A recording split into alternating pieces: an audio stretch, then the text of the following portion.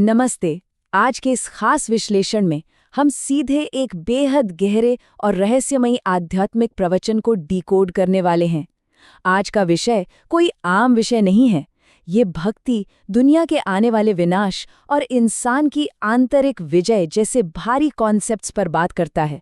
देखिए, हम यहाँ इन दावों को सही या गलत साबित करने नहीं बैठे हैं।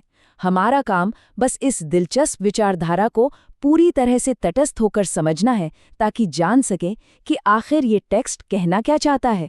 तो चलिए, बिना किसी देरी के सीधे इसमें गोता लगाते हैं। जरा इस लाइन पर गौर कीजिए। विनाशकाले जिनकी प्रीत बाप के साथ होगी वही विजय पाएंगे। ये बस एक कोट नहीं है, ये इस पूरे लेख की नींव है। मतलब यहाँ ये मान लिया गया है कि दुनिया एक बहुत बड़े संकट या कहें कि अंतिम विनाश के बिल्कुल कगार पर है। और ऐसे महाविनाश के समय में कौन बचेगा?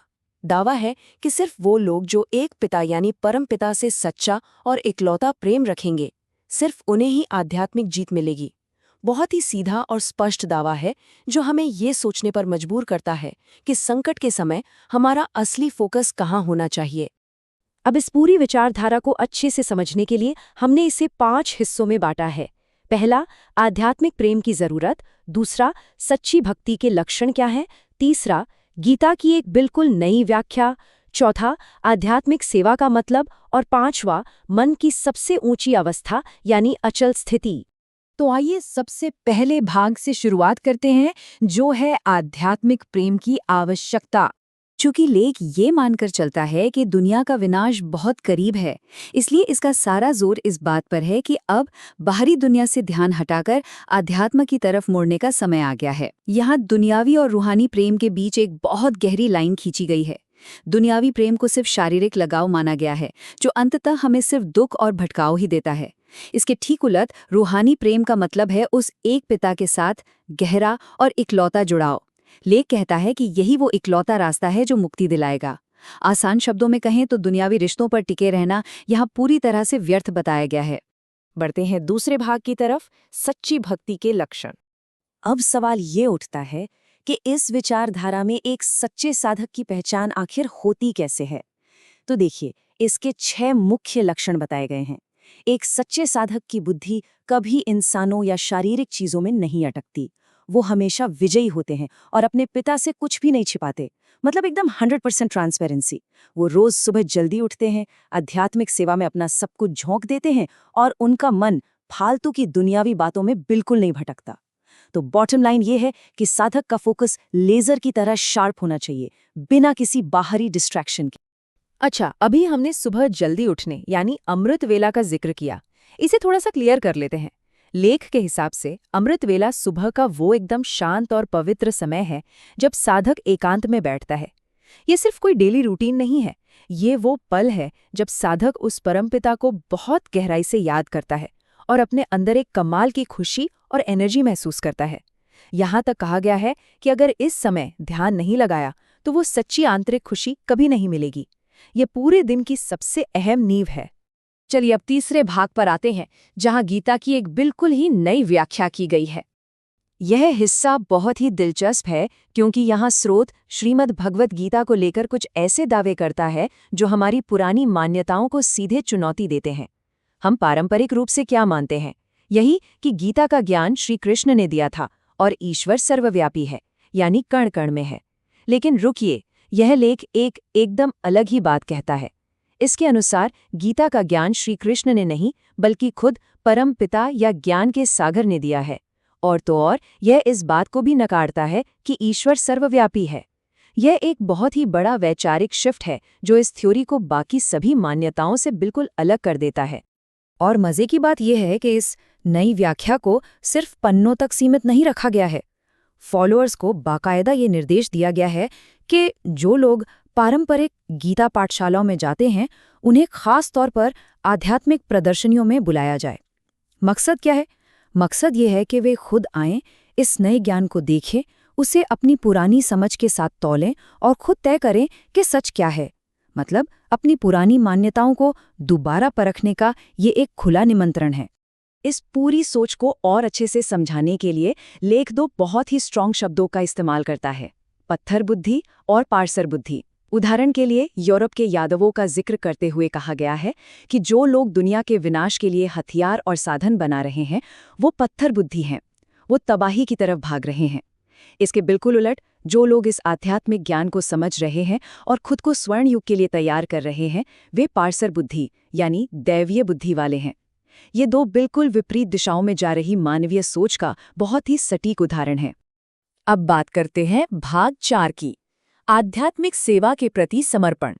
देखिए, ज्ञान और बुद्धि की बातें तो बहुत हो गई, लेकिन इसे असल जिंदगी में कैसे उतारा जाए? लेख एकदम साफ कहता है कि आध्यात्मिक दर्शन का तब तक कोई फायदा नहीं जब तक उसे पूरी निष्ठा के साथ सेवा में न लगाया जाए। इसे समझाने के लिए दधीची ऋषि का एक बहुत ही पावरफुल उदाहरण लिया गया है। हम जानते हैं कि दधीची ऋषि ने अपनी हड्डियां तक दान कर दी थीं।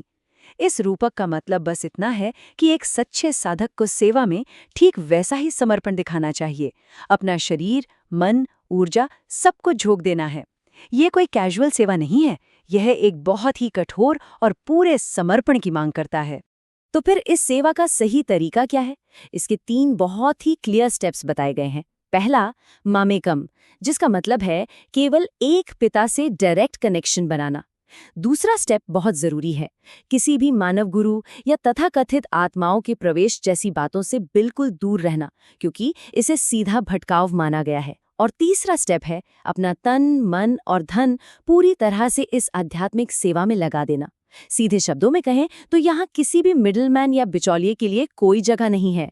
यहाँ एक बहुत ही दिलचस्प तुलना देखने को मिलती है। एक तरफ दुनियावी नजरिया है, जहाँ करोड़ों अरबों रुपए खर्च करके विनाशकारी हथियार बनाए जा रहे हैं, जिसका रिजल्ट क्या है? दुनिया का विनाश। और दूसरी तरफ आध्यात्मिक नजरिया है, जहाँ साधक पाई पाई जोड़कर अपनी छोटी छोटी विनम्र सेवाओं से एक नई राजधानी या कहें एक स्वर्णिम साम्राज्य बना रहे हैं। ये साफ दिखाता है कि जब इंटेंशन और साधन अलग होते हैं तो रिजल्ट्स भी कितने अलग आते हैं। और अब हम आते हैं हमारे आखिरी और 5वें भाग पर, अचल स्थिति। जरा सोचिए, ये सब तपस्या, सेवा और समर्पण आखिर किस लिए? इसका फाइनल मनोवैज्ञानिक गोल क्या है? यहाँ एक बहुत ही जबरदस्त माइंडसेट शिफ्ट की बात की गई है। लेख कहता है कि साधक को भिखारी वाली मानसिकता से बाहर आना होगा। हम अक्सर क्या करते हैं? ईश्वर से मदद, कृपा या शक्तियां मांगते रहते हैं, लेकिन यहाँ कहा गया है कि ये सही अप्रोच नहीं है। साधक को खुद को इतना शक्तिशाली और परिपूर्ण बना लेना चाहिए कि वो मांगने वाला नहीं बल्कि दाता बन जाए, एक ऐसा व्यक्ति जो दुनिया की हर आत्मा को कुछ न कुछ वरदान दे सके। इस मानसिकता को समझाने के लिए एक बहुत ही खूबसूरत स्लोगन दिया गया है, हर आत्मा को कोई न कोई प्राप्ति कराने वाले वचन ही सतवचन है। मतलब इस रास्ते पर चलने वाले का हर एक शब्द ऐसा होना चाहिए जो दूसरों को ऊपर उठाए, उन्हें कुछ दे। अगर आपके बोले गए शब्दों से किसी का भला नहीं हो रहा है तो वो सत्यवचन नहीं है। ये आइडिया बातचीत और कम्युनिकेशन के पूरे मकसद को ही परोपकारी बना देता है। और इस आंतरिक अवस्था को क्लियर करने के लिए लेख पारंपरिक तपस्या और दिमागी स्थिरता की तुलना करता है। जैसे कि एक हठयोगी शारीरिक कष्ट सहता है, मान लीजिए एक पैर पर खड़ा होकर तपस्या कर रहा है, लेकिन लेख कहता है कि असली तपस्या बाहरी शरीर को कष्ट देना नहीं है। असली तपस्या एक रस और अचल स्थिति हासिल करना है, एक ऐसी मेंटल स्टेबिलिटी जो इतनी एफर्टलेस हो कि बाहर चाहे कैसा भी तूफान आ जाए, अंदर कोई हलचल ना हो।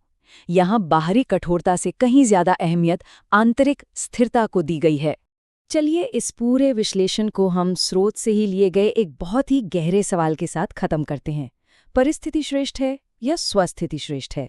मतलब क्या हमारे आसपास के हालात और बाहरी चुनौतियां ज्यादा ताकतवर हैं या हमारे अंदर की दिमागी स्थिति? ये लेख स्पष्ट रूप से हमारी आंतरिक स्थिति को ही सबसे ऊपर रखता है।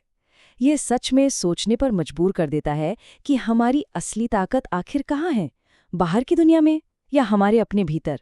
आज के इस विश्लेषण में बस इतना ही।